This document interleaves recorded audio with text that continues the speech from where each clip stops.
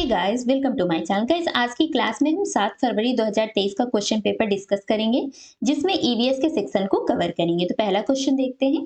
पहले क्वेश्चन में कह रहा है कि टैपियोका पौधे का खाने योग्य हिस्सा ए है और बी में प्रचुर मात्रा में उगाया जाता है। तो ए और बी क्या है? तो हम जानते हैं टैपियोका को क्या कहा जाता है, कप्पा भी कहा जाता है, और इसका जो जड़ भाग होता है ये खाने योग्य होता है और सबसे अधिक मात्रा में केरल में उगाया जाता है। तो यहाँ थर्ड ऑप्शन आपका करेक्ट हो जाएगा। नेक्स्ट क्वेश्चन देखते हैं। नेक्स्ट क्वेश्चन में कह रहा है कि ए की कमी से एनीमिया रोग हो जाता है और बी तथा सी ए के उत्तम स्रोत हैं। तो बताइए ए बी सी क्या है? तो किसकी कमी से एनीमिया रोग होता है?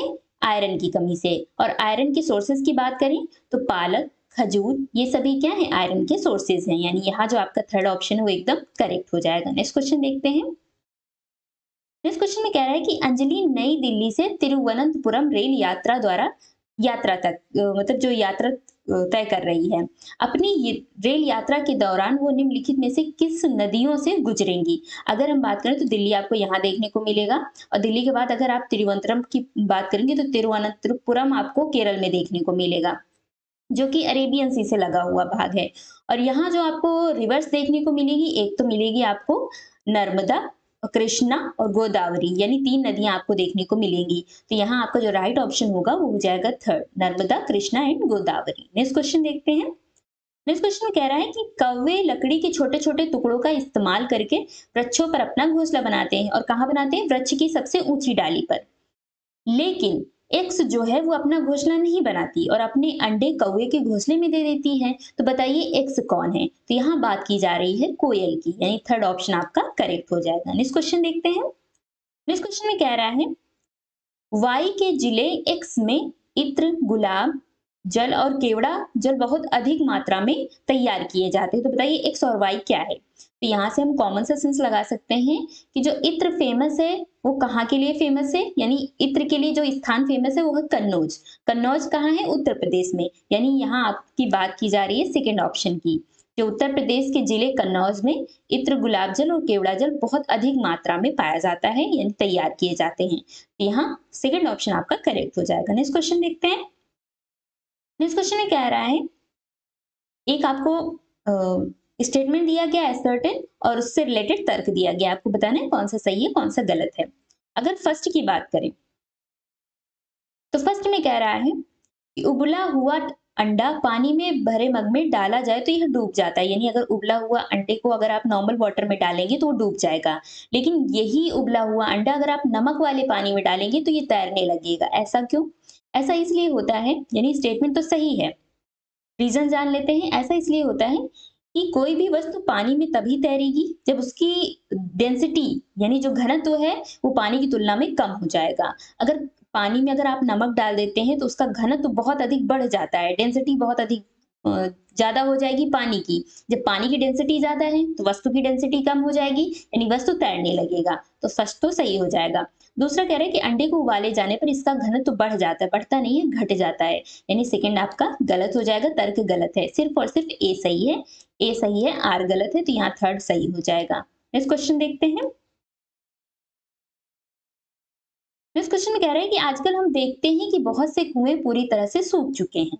इस स्थिति का मुख्य कारण क्या हो सकता है? यानी ये जो सिचुएशन अराइज हुई है इसके मेन रीजन क्या हो सकते हैं? पहला कह रहा है कि लोगों ने कुएं के समीप क्षेत्रों में बोरिंग पंप लगा लिए हैं। बिल्कुल सही है, इलेक्ट्रिक पंप के थ्रू पानी निकाला जा रहा है जिससे वाटर लेवल है जो घटता जा रहा है। पहला तो सही हो जाएगा। दूसरा कह रहा है कुएं के आसपास के क्षेत्र में मिट्टी कंक्रीट की हो गई है। ये भी सही है कि जो कुएं के आसपास के एरियाज है वहां क्या किया, सीमेंट से मिट्टी को कवर कर दिया गया है। सीमेंट से कवर करने की वजह से क्या होता है, जो बारिश होती है वो धरती एब्जॉर्ब नहीं कर पाती, यानी पानी नीचे नहीं जा पाता, जिससे वाटर लेवल कम हो जाता है। तो यहाँ सेकंड भी सही है। कुएं का पानी दूषित होने के कारण उपयोग में नहीं लाया जा सकता, ये स्टेटमेंट गलत है, सही रीजन नहीं दिखा रहे, यानी ए और बी सिर्फ सही है। तो फर्स्ट स्टेटमेंट आपका सही हो जाएगा। नेक्स्ट क्वेश्चन देखते हैं। नेक्स्ट क्वेश्चन में कह रहा है कि ठहरे हुए जल पर मिट्टी का जो तेल है वो डालना बरसात के दिनों में मच्छरों के प्रजनन को रोकने का एक सामान्य तरीका है। इसका क्या कारण है? आपने पढ़ा होगा, आपसे कहा जाता है कि मच्छरों से बचने के लिए नालियों में या जो भी जहां भी पानी स्टोर है वहां आप मिट्टी का तेल का छिड़काव कर दीजिए, जिससे क्या होगा, उनका जो प्रजनन है वो रुक जाएगा। ऐसा क्यों होता है? ऐसा इसलिए होता है कि मिट्टी के तेल के डालने की वजह से ऑक्सीजन नहीं मिल पाती है, मच्छर का जो लावा होता है उसको ऑक्सीजन नहीं मिल पाती, इस वजह से वो मर जाते हैं। तो यहाँ फर्स्ट स्टेटमेंट सही हो जाएगा कि मिट्टी के तेल से मच्छरों को ऑक्सीजन की आपूर्ति बाधित हो जाती है। नेक्स्ट क्वेश्चन देखते हैं। नेक्स्ट क्वेश्चन में कह रहा है कि कौन से राज्य या केंद्र शासित प्रदेश बंगाल की खाड़ी की तटरेखा पर है?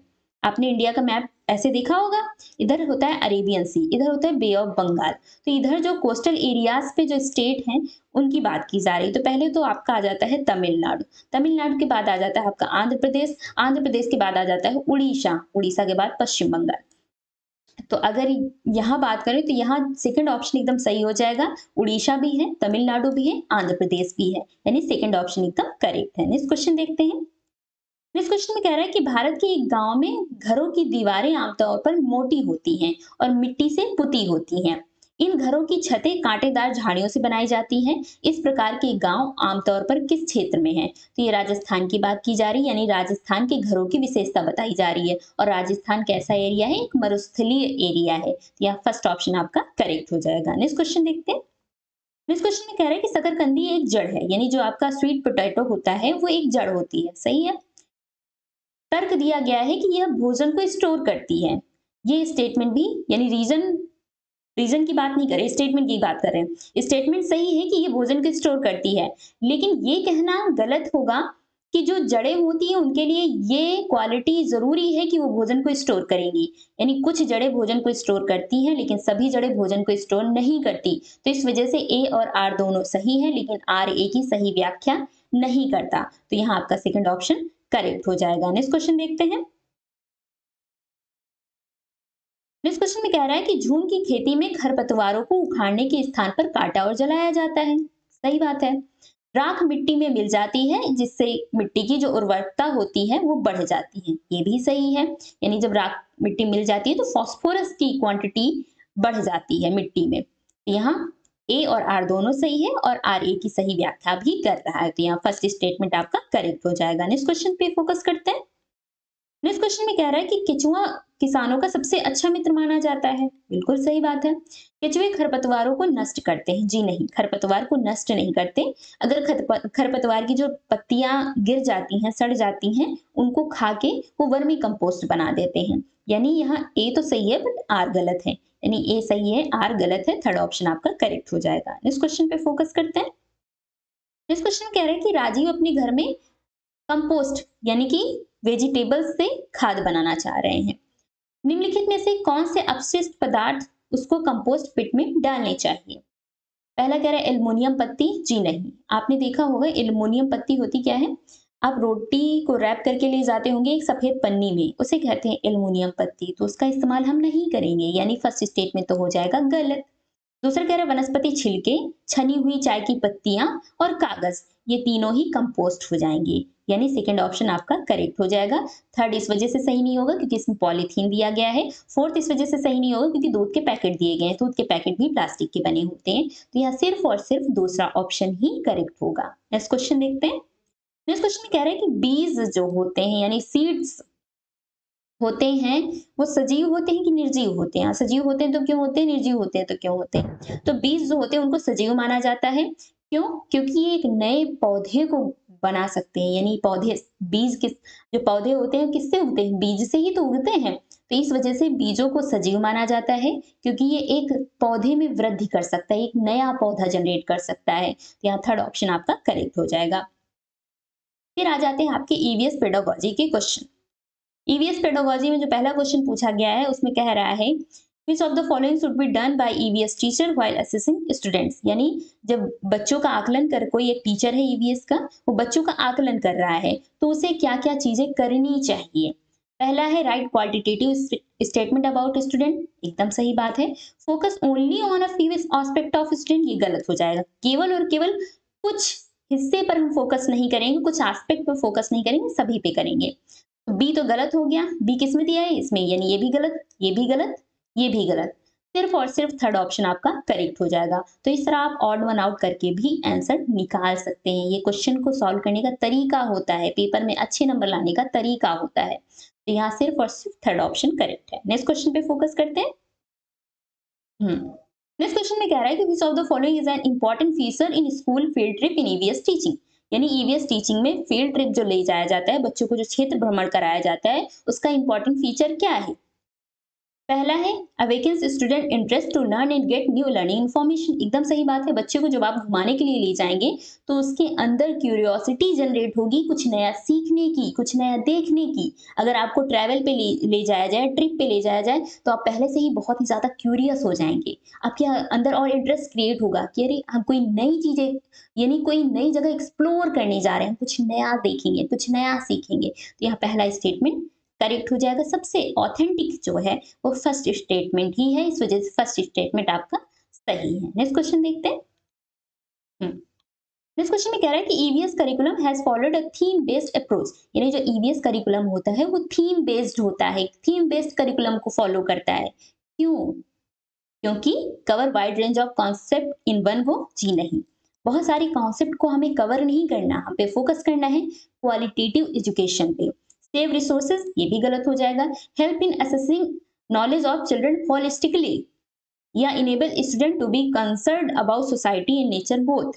कौन सा सही होगा? इसमें जो सही होगा वो होगा फोर्थ ऑप्शन, यानी बच्चे को समाज और प्रकृति दोनों के बारे में सेंसिटिव बनाना। क्योंकि जब हम थीम में इन्वॉल्व कर देते हैं ना, तो उसमें क्लास भी इन्वॉल्व हो जाती है, क्लास के बाहर की एक्टिविटीज भी इन्वॉल्व हो जाती हैं। तो यहाँ फोर्थ ऑप्शन ऑथेंटिक लग रहा है, फोर्थ ऑप्शन आपका करेक्ट होगा। नेक्स्ट क्वेश्चन बात कर रहा है कि in the context of EVS teaching NCF 2005 does not propose. यानी कि इस बात की व्याख्या नहीं करता एनसीएफ 2005, इस बारे में पूछा गया है। पहला, हैंड्स ऑन एक्टिविटीज बिल्कुल फोकस करता है। एनसीएफ कहता ही है कि आप hands on activities learning by doing के थ्रू बच्चों को इन्वॉल्व करें क्लासरूम एक्टिविटी में। यहाँ फर्स्ट तो सही हो जाएगा। थेमेटिक अप्रोच, ये भी सही है।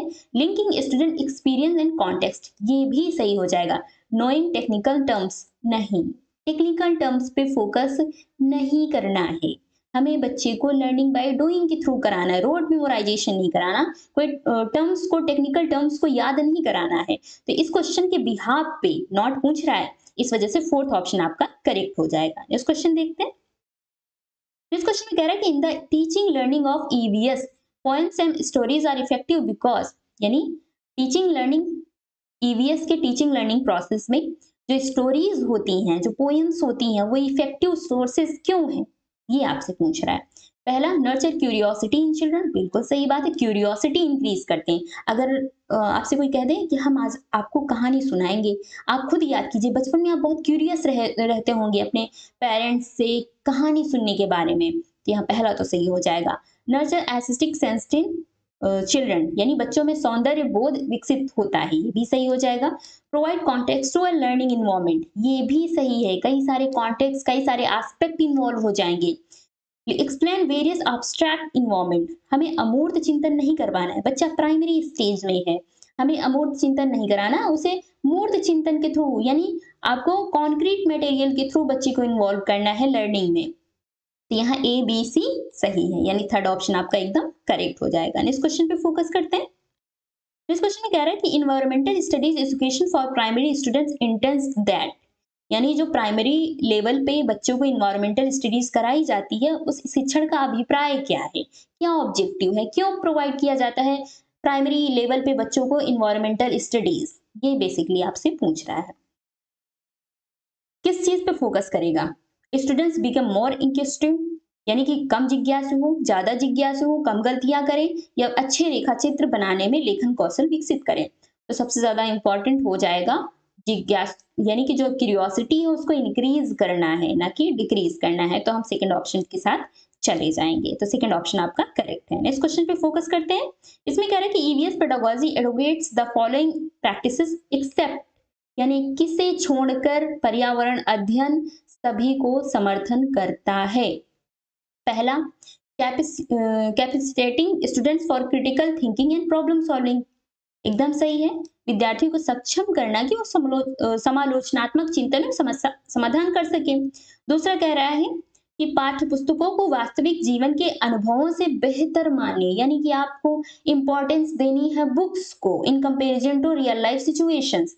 तो इस बात एनसीएफ क्या कहता है कि हमें ये काम नहीं करना, हमें प्रायोरिटी देनी है रियल लाइफ सिचुएशन को बुक के कंपैरिजन में। यानी यहाँ पूछ रहा था निगेटिव, इस वजह से हमारा सेकंड ऑप्शन एकदम करेक्ट हो जाएगा। हम सेकंड ऑप्शन के साथ चले जाएंगे क्योंकि ये भी निगेटिव दिया गया है। नेक्स्ट क्वेश्चन देखते हैं। इस क्वेश्चन में कह रहा है कि what do we call the folder in which students put their worksheet, observation, reports and materials collected during a term. यानी किसी एक पर्टिकुलर पीरियड ऑफ टाइम में आपने बच्चे की worksheet, observation reports and other materials को कलेक्ट किया है, तो ये टूल क्या है, ये पोर्टफोलियो की बात की जा रही है। यानी फर्स्ट ऑप्शन आपका करेक्ट हो जाएगा। नेक्स्ट क्वेश्चन देखते हैं। नेक्स्ट क्वेश्चन कह रहा है कि why is community important for teaching learning in EVS eight primary level. यानी प्राइमरी लेवल पर अगर बच्चे को ईवीएस पढ़ाया जा रहा है तो उसमें कम्युनिटी इतनी ज्यादा इंपॉर्टेंट क्यों है, क्यों करें हम कम्युनिटी पे फोकस, हम इंडिविजुअल टीचिंग क्यों ना कराएं। तो आपको बताना है इसमें से करेक्ट ऑप्शन कौन सा होगा। तो इसमें से सबसे ज्यादा ऑथेंटिक होगा वो होगा कि यह बच्चे को वास्तविक परिवेश से जुड़ने के लिए प्रेरित करता है, एक रियल सिचुएशन से सीखने का मौका प्रदान करता है, प्रोवाइड करता है। इस वजह से यहाँ थर्ड ऑप्शन आपका करेक्ट हो जाएगा। नेक्स्ट क्वेश्चन देखते हैं। नेक्स्ट क्वेश्चन कह रहे हैं which of the following represent characteristic of an EVS textbook. यानी जो ईवीएस की पाठ्य पुस्तकें होती है उसके बारे में कौन सा सही चित्रण कर रहा है, कौन सही कैरेक्टरिस्टिक है। पहला, it caters to the needs of student from diverse background. यानी कि वेरियस बैकग्राउंड से जो बच्चे आए हैं उनके नीड्स को ये आइडेंटिफाई करता है, उन पर फोकस करता है। तो पहला तो सही हो जाएगा। It contains true stories and incident. ये बिल्कुल सही कहा गया है कि जो ईवीएस की बुक बनाई जाए, प्रिपेयर किए जाए, उसमें जो भी इवेंट दिए गए हैं, जो भी स्टोरीज दिए गए हैं वो एकदम रियल होनी चाहिए, फेक स्टोरी नहीं बनानी है। तो यहाँ सेकंड भी आपका करेक्ट हो जाएगा, यानी ए बी तो आपका करेक्ट है। It present natural and socio cultural content in an integrated manner. EVS है तो इंटीग्रेशन की तो बात की ही जाएगी, यानी थर्ड भी सही हो जाएगा। यहाँ ए और बी एंड सी सही है। डी क्यों नहीं हम कह रहे हैं, क्योंकि यहाँ एब्स्ट्रैक्ट कॉन्सेप्ट की बात कर रहे हैं। प्राइमरी पे हम सिर्फ कॉन्क्रीट कॉन्सेप्ट पे बात करते हैं, एब्स्ट्रैक्ट पे नहीं।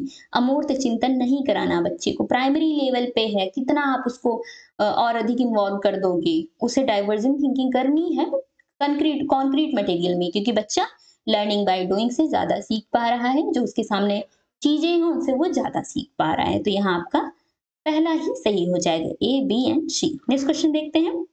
नेक्स्ट क्वेश्चन में कह रहा है कि do this and find out, यानी आओ करके सीखें। In different topics of EVS books aims at, यानी पर्यावरण पुस्तकों में विभिन्न प्रकरणों में आओ करके सीखे का उद्देश्य क्या है। बच्चे को इंगेज करना है, नहीं। Providing hands on experience to student, बिल्कुल सही है, बच्चे को करके सीखने का अनुभव प्रदान करना है, हैंड्स ऑन एक्सपीरियंस प्रोवाइड करना है, यानी यहाँ सेकंड ऑप्शन आपका करेक्ट हो जाएगा। इस क्वेश्चन में कह रहा है which of the following are objectives of studying EVS, यानी इस ईवीएस स्टडी करने का, पर्यावरण अध्ययन का उद्देश्य क्या है, क्यों पढ़ा रहे हैं हम ईवीएस। पहला कह रहा है enabling student to learn and recall any terms and distincts. तो सबसे पहली बात, हम रोड मेमोराइजेशन या रिकॉल पे फोकस नहीं करते, तो यहाँ पहला तो हो जाएगा गलत। Enabling student to do questioning, यानी बच्चे को प्रश्न पूछने के लिए मोटिवेट करना, ये तो सही हो जाएगा। सी कह रहा है enabling student to reject each others culture, यानी एक दूसरे की कल्चर को हम रिजेक्ट करें, एक दूसरे की संस्कृति को हम अस्वीकार कर दें, तो ये भी क्या होगा, गलत हो जाएगा। फोर्थ कह रहा है enabling student to grow into responsible citizen, ये भी सही है, यानी जो सही स्टेटमेंट है वो कौन कौन से, बी एंड डी। यहाँ सेकंड ऑप्शन आपका करेक्ट हो जाएगा। नेक्स्ट क्वेश्चन देखते हैं। नेक्स्ट क्वेश्चन में कह रहा है कि in NCERT textbook of EVS priority and space has been given to, यानी जो एनसीईआरटी की टेक्स्ट बुक है उसमें जो प्रायोरिटी देनी चाहिए वो किसको देनी चाहिए, प्रायोरिटी एंड स्पेस, सॉरी, जो खाली स्थान दिए जाते हैं वो किस लिए दिए जाते हैं, ये आपसे पूछ रहा है। क्वेश्चन को समझने में थोड़ी प्रॉब्लम हो गई। क्वेश्चन बेसिकली ये दिया गया है कि जो ईवीएस की टेक्स्ट बुक होती है उसमें खाली स्थान दिए होते हैं, जो बच्चे को खुद ही फिल करने होते हैं, तो जो खाली स्थान दिए होते हैं वो क्यों दिए होते हैं, उनको देने का ऑब्जेक्टिव क्या है, ये बेसिकली पूछ रहा है। Provide opportunities to learners for contemplation and wondering, एकदम सही है, बच्चा सीखे यानी विद्यार्थियों को मनन चिंतन करने के लिए अवसर प्रदान करना, या फर्स्ट स्टेटमेंट ही एकदम करेक्ट हो जाएगा। नेक्स्ट क्वेश्चन पे फोकस करते हैं। नेक्स्ट क्वेश्चन में कह रहा है कि NCF 2005 has not recommended any text book for EVS for class first and second. Class first and second के बच्चों के लिए ईवीएस कहता है कि किसी बुक की जरूरत नहीं है, किसी टेक्स्ट बुक की जरूरत नहीं है ईवीएस पढ़ाने के लिए। The most appropriate reason is are, यानी कि इस जो रीजन दिया गया है, सॉरी जो स्टेटमेंट दिया गया है, इस स्टेटमेंट का सबसे ज्यादा रीजन, मोस्ट ऑथेंटिक रीजन क्या है, ये आपसे पूछा गया है। To provide contextual learning environment, यानी बच्चे को संदर्भित अधिगम परिवेश में सीखने के लिए प्रेरित करना, एकदम सही हो जाएगा। As student of class first and second are very young to learn EVS, ये गलत है। EVS is suitable for class third onwards, यानी क्लास थर्ड के बच्चों के लिए ही ईवीएस हेल्पफुल होगी, उससे पहले बच्चे नहीं पढ़े, ये भी क्या होगा, गलत होगा। To reduce load of curriculum on primary grade children, ये भी सही है, यानी जो आपका ए और डी है वो एकदम सही हो जाएगा। फर्स्ट स्टेटमेंट के साथ हम चले जाएंगे। नेक्स्ट क्वेश्चन देखते हैं। नेक्स्ट क्वेश्चन में कह रहा है कि एक दक्ष पर्यावरण अध्ययन शिक्षक वह है जो ऐसी शिक्षण शास्त्रीय प्रक्रियाओं का उपयोग करे, यानी एक ईवीएस टीचर, एक बेस्ट ईवीएस टीचर आप किसे मानेंगे, जो किस प्रकार के पेडागोजिकल प्रोसेसेस को यूज करे, ऐसे प्रोसेस जो बच्चे के लाइफ से भी रिलेटेड हो और सब्जेक्ट से भी रिलेटेड है। यानी अगर आप ईवीएस पढ़ा रहे हैं तो आपको इस बात का ध्यान रखना है कि आप ईवीएस पढ़ाते पढ़ाते मैथ में ना चले जाएं, आपको सब्जेक्ट पे भी फोकस करना है और इस बात पे भी फोकस करना है कि जो भी आप पढ़ा रहे हैं वो बच्चे के रियल लाइफ से कनेक्टेड हो। तो यहाँ फोर्थ ऑप्शन आपका करेक्ट हो जाएगा। तो इस वीडियो में हमने 7 फरवरी 2023 का जो क्वेश्चन पेपर आपसे ऑनलाइन पूछा गया था उसके सभी क्वेश्चन ईवीएस के डिस्कस कर लिए हैं। किसी भी क्वेश्चन में कोई प्रॉब्लम है तो आप मुझसे कमेंट कर सकते हैं। पीडीएफ आपको फ्री में मिल जाएगी, इसके लिए कोई टेंशन लेने वाली बात नहीं है। आपको डिस्क्रिप्शन बॉक्स में जाना है, टेलीग्राम ग्रुप का लिंक दिया गया है, उसको ज्वाइन करना है, उसके बाद आपको वहां से पीडीएफ मिल जाएगी, आप डाउनलोड कर सकते हैं। ये क्लासेस आपकी डेली चलती रहेंगी एग्जाम तक, इसलिए वीडियो को लाइक कर दें और चैनल को सब्सक्राइब कर लें। वीडियो अगर अच्छा लगा तो प्लीज वीडियो को जरूर लाइक कर दें। इस वीडियो को देखने के लिए आपका बहुत बहुत धन्यवाद। Thank you.